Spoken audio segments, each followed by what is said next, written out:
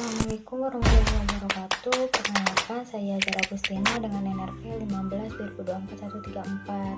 Di sini saya akan menjelaskan studi kasus dari algoritma primitif dan non-primitif.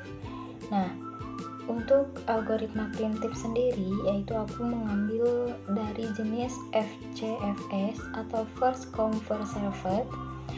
Jadi di sini tuh aturan pemilihannya proses dijalankan sesuai urutan kedatangan. Untuk studi kasusnya kayak semisalkan ada satu bank. Nah, bank itu kan ada 2 teller. Sedangkan ada pelanggan yang datang ke bank tersebut untuk mengatasi masalahnya masing-masing.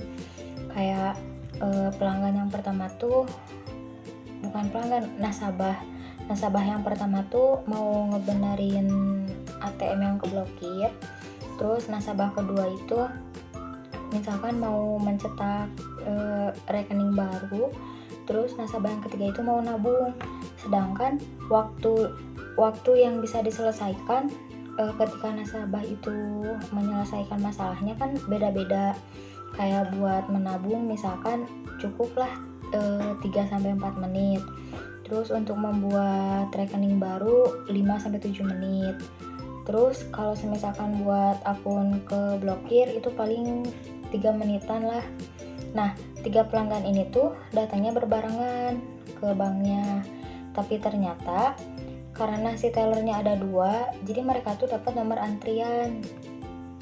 Nah, setelah mendapatkan nomor antrian itu, nanti kan teller 1 misalkan manggil antrian yang pertama, teller 2 manggil antrian yang kedua. Sedangkan teller ketiga berarti kan harus nunggu dari salah satu teller yang selesai gitu. Jadi kalau misalkan ada yang udah selesai, nanti teller ketiga bakal maju kayak gitu.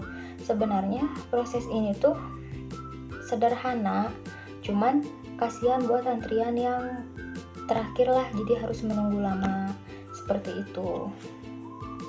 Nah, terus buat yang kedua yaitu tentang algoritma non-primitif.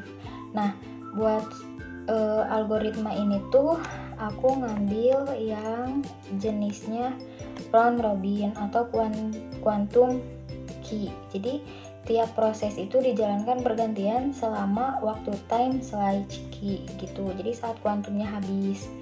Nah, buat kasusnya misalkan kita misalkan ramean nih, ada sekumpulan cewek-cewek mau nyeblak misalkan. Nah, mau nyeblak itu ramean, kurang lebih adalah 5 orang.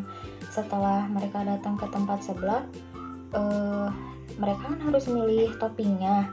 Sedangkan toppingnya itu parasmanan. Jadi mereka harus milih topping apa aja yang mau mereka ambil. Sedangkan untuk topping kan kayak kerupuk itu lumayan dimasaknya tuh lumayan lama, sedangkan yang lainnya enggak. Nah, jadi pas mereka udah memilih topping itu, mereka kan langsung ke kasir kayak nulisin selera mereka tuh kayak gimana. Terus sama nunggu sampai seblaknya itu dibikin. Nah, pas dibikinnya tuh di dapur misalkan ada 3 kompor buat masak seblak itu. Nah, tapi kan karena setiap orang tuh pasti memilih topping seblaknya kan beda-beda. Ada yang lumayan banyak, ada yang sedikit. Terus ada yang toppingnya yang masaknya dicepet, ada yang enggak gitu. Nah, pas masaknya kalau misalkan si kompor yang pertama tuh belum beres, terus masih ada yang belum dimasukin, sedangkan kompor keduanya kosong. Nah, kompor kedua itu pasti diisi sama yang selanjutnya. Malah kadang si yang masak tuh nggak ngelihat sesuai urutan yang paling cepet. Jadi ya udahlah yang ada di depannya gitu yang bakal dimasak kayak gitu. Jadi bisa dibilang mungkin adil. Jadi tahu mana, bukan tahu gimana ya. Jadi ya yang penting semuanya beres dimasak gitu. Tapi kalau semisalkan terlalu tinggi kan si bukan terlalu tinggi. Kalau misalkan terlalu lama masaknya gitu ya, pasti si yang masak itu bakal keteteran kayak gitu. Sekian yang bisa aku jelaskan.